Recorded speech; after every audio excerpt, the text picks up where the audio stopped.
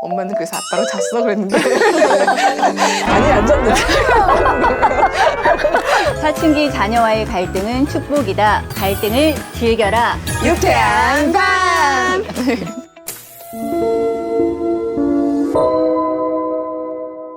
사춘기 때 또래와의 관계가 굉장히 중요하잖아요. 친구 관계로 문제를 겪고 있는 아이들을 좀 부모들한테는 어떤 도움 말씀을 해주실 수 있을까요? 아이들뿐만 아니라 부모님들 그 부분에 대한 고민이 굉장히 맞아요. 크죠. 부모가 자녀의 친구 관계에 감나라 배나라 개입할 수 있는 건 딱 초등학교 저학년 때까지. 그래서 초등학교 고학년이 되면 사춘기가 되면 이제 더 이상 부모가 친구 관계에 개입하기가 좀 어려운 시기다라고 보시면 되는데 사춘기가 되면 무게의 중심축이 부모에서부터 또래로 넘어갑니다. 또 생각해 봐야 되는 것 중에 하나가 그 또래 압력이라고 얘기를 합니다. 또래 압력이라는 건 혼자서는 내가 못하지만 이렇게 3, 4, 5, 3명, 4명이 모이면 할 수 있어요. 그냥 심심풀이 삼아서 맞아. 화장품 훔쳐본다거나 뭐 이런 그러니까 문제 행동을 일으키는 경우가 많기 때문에 부모님들은 사사건건 개입하기는 어렵지만 그래도 우리 아이가 지금 누구를 만나는지 어떤 아이랑 주로 시간을 많이 보내는지 그 아이랑 만나서 뭘 하면서 시간을 보내는지 이런 것들은 굉장히 주의 깊게 보셔야 돼요. 사춘기가 되면 또래가 곧 나라고 보시면 돼요. 친구를 험담하거나 친구를 비난하는 거 곧 자기 자신을 비난하는 것처럼 여깁니다. 그래서 잊지 마셔야 되는 게 우리 아이가 겪고 있는 이 문제 나는 조언을 할 수 있고 지지를 해줄 수 있고 옆에서 격려를 해줄 수 있지만 그 문제는 아이가 풀어야 돼요. 그럼 아이랑 어떤 부분이 많이 어려운지 그 친구랑은 어떤 부분에서 뭐 갈등을 겪는지 그 친구가 아닌 다른 친구들하고의 관계는 어떤지 이런 것들을 들어주게 되다 보면 아이들은 얘기를 하면서도 뭔가 나 모르게 정리되는 부분들도 있거든요. 그런데 친구 관계에서도 왕따라든가 뭐 우리 아이가 뭐 범죄에 연루된다거나 폭력에 연루가 된다 그러면 이제 그런 경우에는 적극적으로 개입을 하셔야 되겠죠. 그 전에 먼저 말씀을 꼭 드리고 싶은 건 우리 아이가 왕따, 그러니까 피해자인 거죠. 피해자인 경우에도 절대로 하지 말으셔야 되는 말이 있어요. 뭘까요? 아이를 왜 비난하는 아휴, 너 그럴 줄 알았다. 네가 그 모양으로 하니까 애들이 너한테 그러는 거야. 뭐 이런 말들은 절대로 금물입니다. 아이들은 수치심으로 빠질 수밖에 없어요. 가해자들이 문제인 거지 우리 아이가 문제라고 인식하셔서는 안 된다라는 거. 아이의 마음을 어루만져 주시는 게 제일 먼저. 그럼 우리 아이가 때린 가해자라면 어떨까요? 부모밖에 할 수 없는 일을 우리가 꼭 생각해 보셔야 돼요. 우리 아이가 가해 행동을 했다면 왜 가해 행동까지 가게 되었을까를 꼭 생각해 보셔야 돼요. 우리 아이 이야기를 들어보셔야 돼요. 그래서 우리 아이 안에 뭔가 해결되지 않은 어떤 이 문제 행동을 일으킨 그 과정 속에서 부모가 놓치고 있는 게 있는지 이런 부분들을 좀 들어봐 주시는 게 굉장히 중요하고요. 때에 따라서는 아이는 원하지 않았지만 또래 압력에 의해서 임의적으로 끌려가는 경우도 있기 때문에 그런 경우에는 부모가 적극적으로 도와주셔야 되는데 제일 중요한 건요. 사춘기 아이와 부모와의 정서적인 연결입니다. 아이가 어떤 문제를 겪든 고민이 생기면 제일 먼저 부모에게 달려올 수 있도록 만들어 놔야 돼요. 그래서 정서적인 연결고리가 튼튼해야 아이가 언제든 부모에게 SOS를 칠 수 있어요. 근데 이거는 어느 날 갑자기 되는 게 아니라 어릴 때부터 아이의 경험 속에서 와 우리 엄마랑 이야기하면 뭔가 마음이 편해지고 문제가 해결이 되었어 라는 경험치가 많이 누적된 아이들은 저절로 엄마 이게 어려운데요 라는 그쵸 언제든 부모에게 찾아올 수 있도록 메시지를 주셔야 된다라는 거 말씀드리고 싶어요.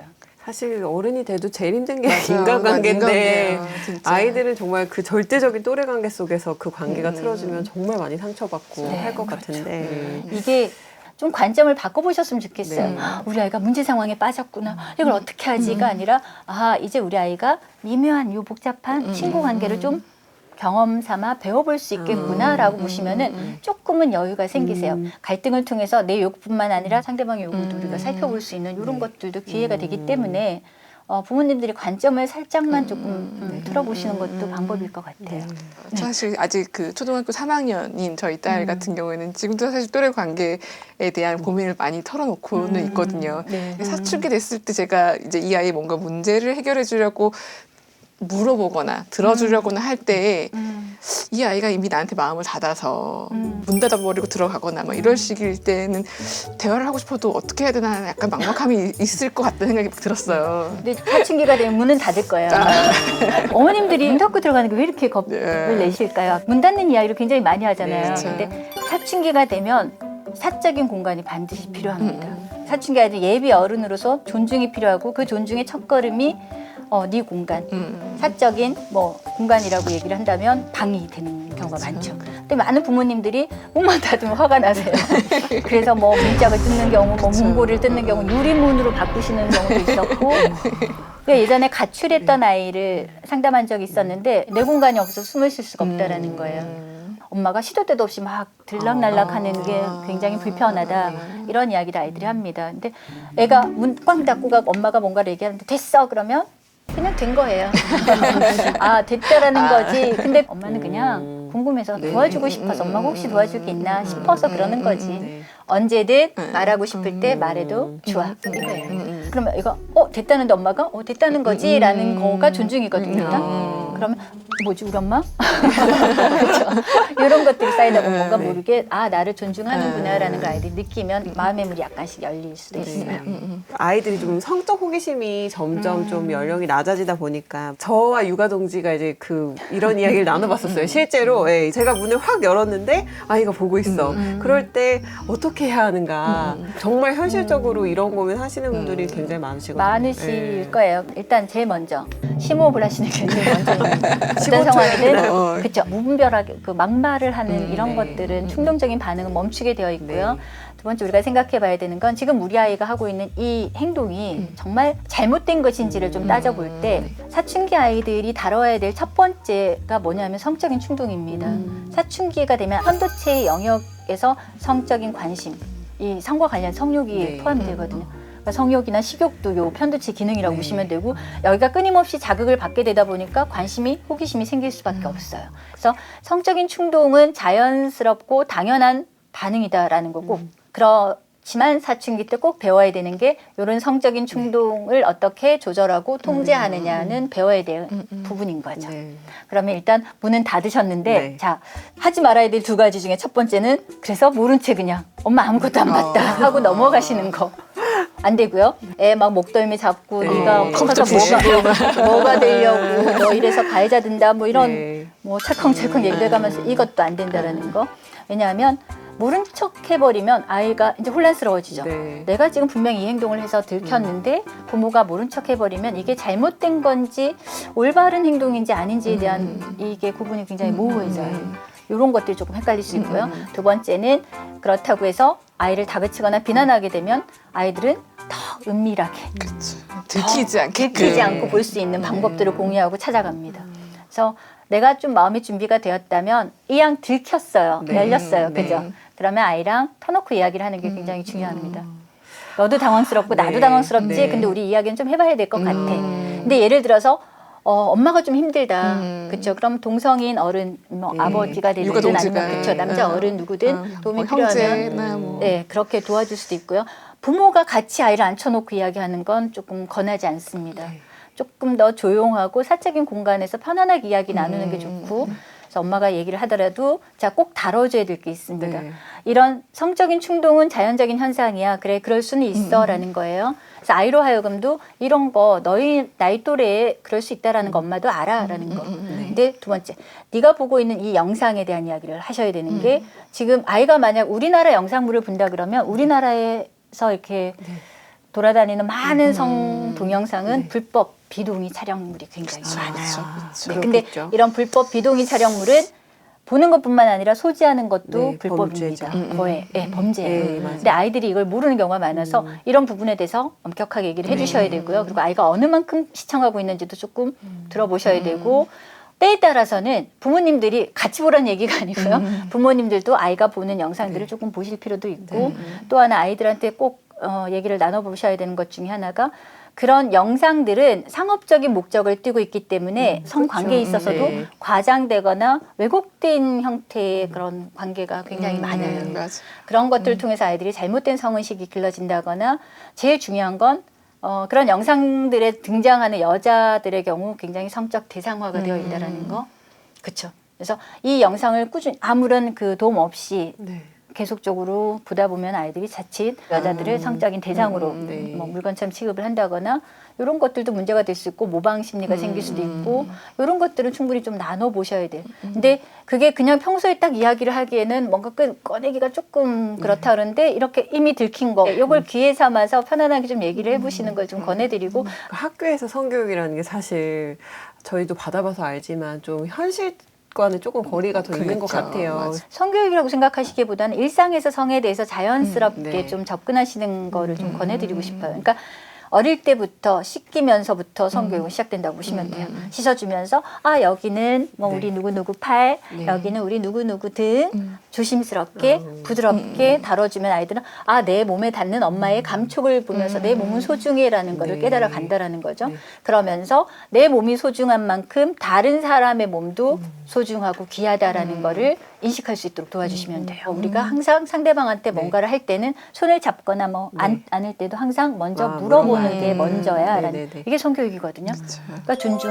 네. 상대방이 싫어하면 친구가 싫어하면 네가 아무리 좋아도 네. 절대 하면 안 되는 거야. 그게 상대방을 존중하는 거야라는 이런 것들에 대한 거는 사실 뭐 교육 시간 정해놓고 하기보다는 일상에서 편안하게 진행하시는 게 제일 좋고 또 얘기 듣다 보니까 그 생각도 났어요. 아는 친구가 그럼- 아이가 나오는 것에 대해서 궁금해해서 이제 그 얘기를 했대. 엄마 아빠가 사랑을 해서 함께 잤더니 아이가 나오는 거야. 막 이렇게 얘기를 해줬더니 아이가 엄마는 그래서 아빠랑 잤어 그랬는데 당황해갖고 아니 안 잤는데. 그럼 난 어떻게 나온 거지? 그러니까 그러면은 어떻게 할까요? 아이가 어떻게 물어보는데 할까요? 내가 당황해서 "헉, 엄마 그 질문을 받으니까 지금 너무 잠깐 당황이 됐어. 솔직하게 하시면 돼요. 왜? 내가 솔직하게 하지 않을 네. 수가 없는 게 내 표정이나 이런 네, 몸을 이미 들어 그렇죠, 얼굴 그렇죠. 빨개지고 네, 네. 심장 뛰고 아이한테 네. 당황스러우면 표현이 되거든요. 그렇죠, 그렇죠. 엄마가 갑자기 네가 그 질문하니까 당황이 되는데 잠깐만. 그리고 좀 진정하는 거를 보여주시면 돼요. 그리고 잠깐만. 네가 얘기하는 잔다라는 거 엄마 늘 아빠랑 자지. 근데 네가 궁금한 건 뭐 아이가 조금 더 물어보면 그쵸. 아이가 어느 정도 단계인지가 그럼 아이들이 이해하는 수준이 다 달라요. 네, 그럼 그쵸, 이해하는 그쵸. 수준 정도에 맞춰서 설명을 해주시면 돼요. 네. 이런 질문 당황할 수 있지만 당황되지만 좀 가라앉히고 네. 차분하게 얘기하는 것도 네. 아이들은 경험에서 배우는 거거든요. 그렇죠. 네. 앞서 불법 동영상을 보는 아이에 대한 이야기를 했다면 이번에는 이제 피해자가 된 아이들, 우리 아이가 몰래 찍혔을 네. 경우 그런 것을 이제 공유됐을 경우에 어떻게 도움을 줘야 될지도 부모님들이 막막하실 것 같아요. 네, 어떻게 맞아요. 될까요? 되게 마음이 아팠던 것 중에 하나가 피해 아이들이 어디에 협박에 넘어가냐면 너 이제 개인 정보를 불법으로 갈취하고 나서 이거 엄마한테 니네 부모한테 이른다라고 얘기하는 데서 넘어가는 거예요. 맞아요. 어려움에 빠졌으면 부모에게 도움을 받고 부모에게 SOS를 쳐야 되는데 오히려 부모에게 이른다라는 그 말에 아이들이 순순히 따랐다라는 게 굉장히 마음이 아팠는데 요즘 아이들이 휴대폰을 항상 손에 쥐고 다니다 보니까 정말 유혹들이 많아요. 맞아요. 그냥 올려서 보내봐, 찍어봐 이런 것들을 재미삼아 한다거나 근데 이렇게 신체 노출 사진이나 영상을 올리는 경우에도 부모님들이 보셔야 되는 게 같은 행동이지만 동기가 다른 경우가 많습니다. 그래서 그 동기를 좀 파악해 보시는 게 굉장히 중요한데 첫 번째가 왜 그냥 일반 호기심 되게 쉽게 생각하는 경향이 있어요. 아직 어린 아이들이다 그쵸. 보니까 이게 내 행동이 미치는 영향까지는 생각을 맞아요. 못하는. 특히 사춘기 때는요. 그 전두엽 영역이 굉장히 이제 활발하게 리모델링 공사를 들어간다고 볼 수가 있는데 요 기능 중에 하나가 미래 예측 능력입니다. 예를 들면 내 행동을 이렇게 행동을 했을 때 이게 앞으로 어떤 결과가 나올지에 대한 걸 생각하지 못하는. 네. 그래서 잘못된 선택을 하는 경우가 많은데 이런 호기심에 사는 아이들도 있고 또는 용돈벌이로 네. 하는 경우도 많아요. 요즘 아이들은 맞아요. 또 때에 따라서는 정말 협박이나 강요에 못 이겨 사는 경우도 있습니다. 그럼 이 세 가지는 같은 행동이지만 다 동기가 다르기 때문에 문제 해결 방법도 다 다르다라고 볼 수가 있죠. 그러면 대체적으로 부모 자녀 관계가 좀 어긋나거나 아이가 스트레스가 굉장히 심하거나 그러면 이런 문제에 빠지는 경우가 좀 종종 있고요. 관계에서 소외감이나 외로움을 느끼거나 이렇게 심심하다라고 아이는 표현을 하는데 그럴 경우에 심리적으로 정서적으로 괜찮은지 이것도 조금 살펴보셔야 되는 부분이고 용돈 벌이 뭐 돈을 버는 수단으로 이 행동을 하고 있다면 왜 돈이 필요한지 용돈이 지금 적당한지부터 먼저 좀 점검해 보셔야 되고 이 아이가 그 돈을 벌어서 어디에 쓰고자 하는지 이런 것들에 대한 경제 개념도 조금 같이 가야 되는 부분이고요. 만에 하나 불법이나 뭐 강요에 못 이겨서 아이가 어쩔 수 없이 했다 그러면 이거는 정말로 관련 자료, 증거 자료들 다 모으셔서 법적인 부분을 이건 부모님 적극적으로 나서 주셔야 되는 부분입니다. 그리고 언제든 아이를 다그치거나 아이를 비난하거나 커서 뭐 되려고 뭐 너는 벌써부터 이런 짓을 하냐가 아니라 아이는 그럴 수도 있다라는 거 아직은 그쵸. 자칫 잘못된 선택을 할 수도 있지만 요걸 귀에 삼아서 올바르게 행동하는 법을 좀 가르칠 수 있는 기회라고 보시면 좋을 것 같고요. 일단 부모님들이 너무 당황하거나 크게 막 불러일으키면 아이들은 더 당황하고 뭔가를 더 숨기려고 들 수도 있기 때문에 아이의 어떤 문제든 사춘기 부모님들은 조금 더 담담하고 차분해지는 걸 좀 연습해 보셨으면 좋겠어요. 사실 화를 안 내는 것도 쉽지 않을 것 같긴 한데, 맞아요. 네. 아이들이 이제 문제 행동을 했을 때 우리가 흔하게 던지는 말들이 있잖아요. 내가 너 때문에 못 살아, 내가 너 때문에 늙는다, 뭐 너 이렇게 그냥 나오는 네. 말들이 사실 아이들에게 상처를 주고 네. 아이들을 좀 더 그 자존감을 떨어뜨릴 수도 있고 하니까요. 우리 부모님들이 말씀하실 때 어떻게 잘할 수 어떻게 있을까요? 할 수 있을까? 네. 일단 그 부모들의 그런 막말들이 아이한테 어떤 영향을 미칠까를 우리가 네. 좀 생각을 해봐야 돼, 네. 그죠? 정말로 너 아니면 아이 아니면 안 늙을까요? 늘더라고요. 아이들한테 우리가 화가 나서 하는 말들, 너 때문에 못 살겠다. 아휴, 저 누구 닮아서 너는 이 모양이냐 이런 말들이 아이들한테 어떤 영향을 미칠까를 생각을 해보면 우리가 왜 생각할 때 5살 정도면 네가 뭘 알아듣겠니? 네. 뭐 이렇게 생각할 수 그치. 있지만 어리면 어릴수록 부모가 하는 이런 그 비난이나 막말 이런 것들은 굉장히 상처되는 말은 굉장히 치명적이라고 볼 수가 있습니다. 어리면 어릴수록 왜 그럴까요? 아이들은 아직 추상적으로 개념적으로 생각을 할 수가 없어요. 다시 말하면 뇌에 필터링이 없다라고 보시면 돼요. 그러니까 필터로 걸러지지 못하고 거른다는 게 뭐죠? 아, 우리 엄마가 지금은 나한테 이렇게 화를 내고 있지만 사실은 본심은 아니야. 엄마가 지금 화가 났을 뿐이고 부모는 원래 다 저런 거야 라고 생각할 수 있는 시기가 아니라는 거예요. 그럼 엄마가 아유 못난 놈 그러면 못난 놈이고요. 너 때문에 내가 못 살아 그러면 나는 엄마를 못 살게 구는 아주 나쁜 존재라는 인식이 들어갑니다. 그러면 자기 비난과 죄책감을 넘어서 내 존재 자체가 결함이라고 여길 수밖에 없는 수치심으로 빠진다는 이야기가 되거든요. 이런 수치심이 많이 커져가면 갈수록 자존감은 반드시 낮아질 수밖에 없고 그럼 살아가는 것 자체에 지속적으로 영향을 미칠 수밖에 없고요. 중요한 건 아동기까지는 부모는 절대적으로 필요해요. 그렇죠. 태어나서부터 아동기까지 일정 시간 동안의 부모의 돌봄이나 이건 생존에 절대적으로 필요한 부분입니다. 그래서 아이들은 견딘다라는 거죠. 내가 괴롭지만 고통스럽지만 그럼에도 불구하고 부모가 필요하기 때문에 부모 마음에 들려고 부모 눈 밖에 나지 않으려고 애쓴다라는 이야기. 내가 아니게 살아가는 거예요. 그쵸, 부모가 그쵸. 원하는 대로 바라는 대로. 그래서 자존감이 낮은 아이들의 어떤 양상 중에 가장 많은 양상이 완벽해지려고 하거나 아니면 뭐 많은 부분 성취하려고 애쓰거나 이런 부분입니다. 그렇군요. 네. 근데 중요한 건 아동기까지는 그랬지만 이제 우리 아이 사춘기가 되면 생각이 달라진다 그랬죠. 네. 그쵸. 세상을 보는 관점도 달라지고 부모를 보는 눈도 달라져요. 비판적으로 보게 되죠.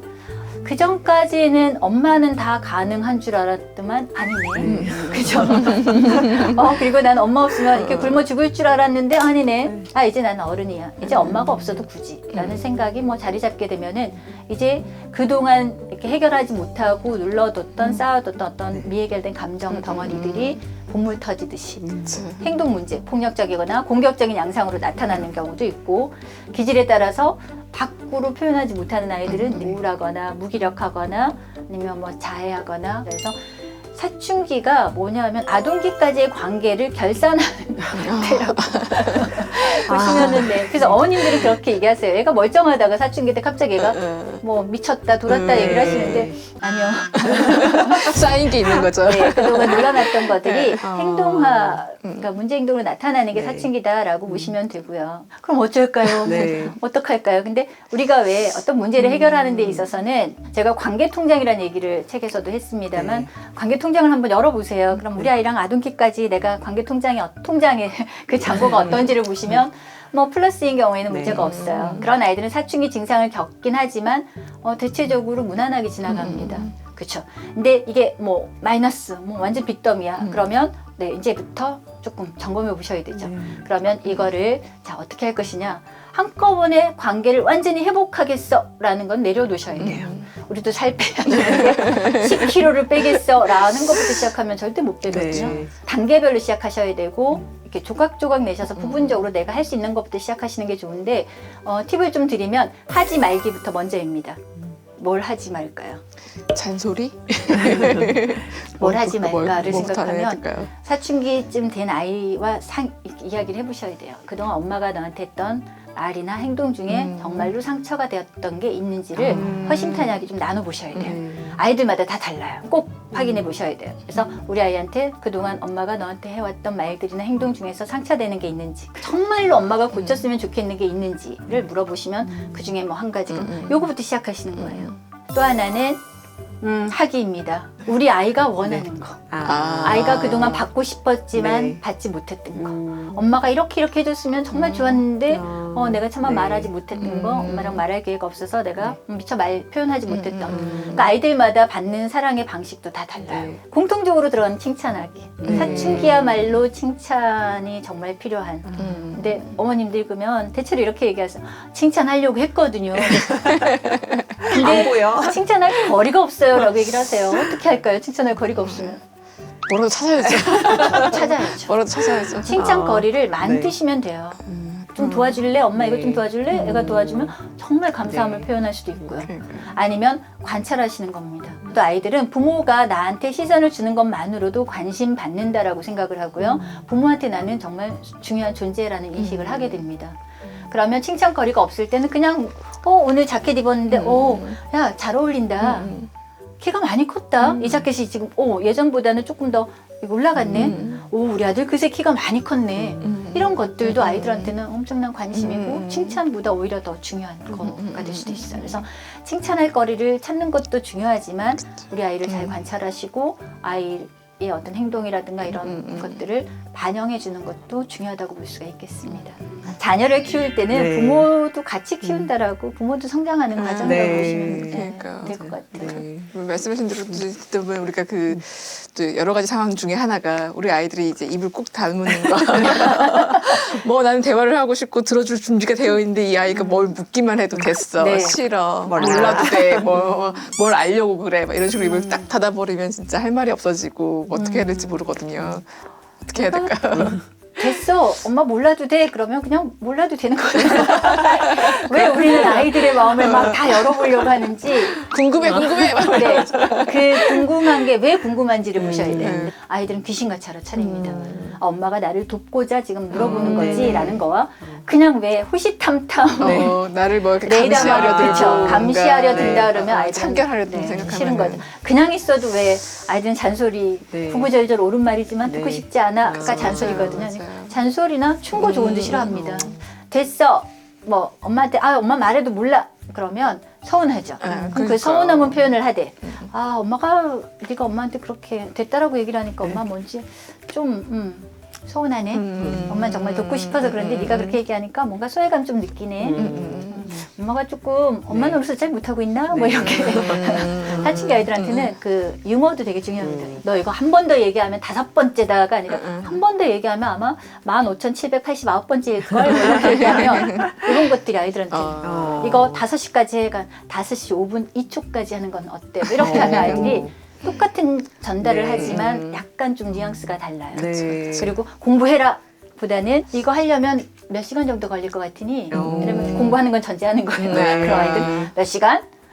많이 걸릴 걸 뭐 그러면 이렇게 해서 좀 접근하는 약간의 그 부드러움과 유머도 좀 겸비하시는 게 좋고요. 너무 알려하지 마라. 왜 아이들은 아직 어른은 아니지만 어른으로 향해 가는 아이들을 예비 어른으로 존중할 필요가 있다 이렇게 네. 보시면 되겠어요. 앞서 이제 아이의 자존감에 대한 이야기를 쭉 하게 됐는데 저희도 사실 부모가 되면서 내가 이 모양밖에 안 되는구나라는 생각도 들면서도 그래 내가 이 정도는 조금 그래도 토닥토닥 훌륭하네 이렇게 네, 좀 격려하고 맞아요. 그런 시간도 있었던 것 같은데 뭐 결과적으로는 부모 자존감이 또 높으면 아이들한테도 도움이 될 것 같아요. 그래서 이제 부모님들이 자존감을 좀 네, 업그레이드 할 수 있는 방법 한 가지만이라도 좀 네. 알려주시면 네, 어떤 방법이 있을지. 모든 부모들이 고민하는 지점인 것 같아요. 네. 그러니까 부모로서 난 잘하고 있냐라는 거에 대한 확신 네. 정도에 따라서 네. 자존감의 차이가 난다고 볼 수가 있겠는데요. 제가 최근에 읽은 책 중에 딱 요 문구가 있었어요. 네. 어떤 문구냐면 우리가 그러니까 잘 적응된 어른이 되기 위해서는 네. 어린 시절이 반드시 완벽할 필요는 없다. 완벽한 환경, 완벽한 양육이라는 건 존재하지 않습니다. 다시 말하면 완벽한 부모라는 것도, 완벽한 엄마라는 것도 허상이라는 거죠. 그래서 도널드 위니컷이라는 심리학자가 뭐라고 얘기를 했냐면 충분히 좋은 정도, 그냥 엄마가 좋으면 된다라는 거죠. 그래서 시선을 밖으로 돌리지 마시고, 그러니까 다른 엄마랑 나를 비교하지 마시고, 그렇죠. 다른 아이랑 우리 아이를 비교하는 그 시간. 네, 나 자신을 들여다보고 우리 아이에게 시선을 두시면 지금 우리 아이한테 필요한 게 뭔지, 그리고 나한테 필요한 게 뭔지. 그래서 부모 질문 3종 세트. 첫 번째, 우리 아이에게 지금 무슨 일이 일어나고 있지? 두 번째가, 그래서 우리 아이가 원하는 게 뭐지? 필요로 하는 게 뭘까? 마지막 세 번째, 부모로서 내가 도와줄 수 있는 게 뭐지? 이 질문만 늘 마음에 간직 이렇게 몸에 새겨두시는 거죠. 새겨두면서 아이를 이렇게 키우시다 보면은 많은 부분 도움 받으실 수 있을 것 같고요. 일단 우리가 아이를 버리거나 그렇죠. 하지 않았다라는 점에서 우리 모든 분들이 이미 최선을 다하고 계시는 거예요. 잘하고 계시는 겁니다. 잘해왔고 앞으로도 잘하실 거라고 저는 믿습니다. 네. 아는 만큼 또 보이는 게 있고 할 수 있는 의지가 좀 다져지잖아요. 그래서 맞아요. 오늘 선생님 말씀 듣고 많이들 도움이 되셨을 것 같고 잘하실 수 있을 것 같습니다. 마지막으로 이제 오늘 저희 육퇴 한번 함께 해주셨는데요. 소감 어떠신지 궁금하네요. 네. 제가 처음에 유쾌한 밤이라 그래서 육아 퇴직이라고 생각을 했어요. 저는 퇴직을 했거든요. 아이가 25, 23 되다 보니까 퇴직을 해서 왜 사람 자기 본의로 생각을 하잖아요. 육아 퇴직이구나 라고 생각을 했는데 육아 퇴근이죠. 지금 열심히들 퇴근을 날마다 꿈꾸고 계실 텐데 퇴근을 꾸준히 하시다 보면 퇴근하시고 나를 좀 돌보고 부모도 돌보는 시간이 필요하죠. 나를 좀 돌보고 잘했어 라고 이야기해 주면서 하루하루 지나시다 보면 저처럼 퇴직해서 굉장히 자유로운 시기가 온다는 거 네, 멀지 않습니다. 사춘기도 지나다 보면 5, 6년이면 금방 지나가는 것 같더라고요. 제가 겪어보니까 네, 육아 퇴직 멀지 않았습니다. 힘내시기 바라고요. 네, 이 시간들을 잘 견디시길 바랍니다. 육아퇴직 너무 신선한데요? 저 그렇게 들었어요. 육아 휴직 나왔는데 오늘 육아 퇴직이었어요.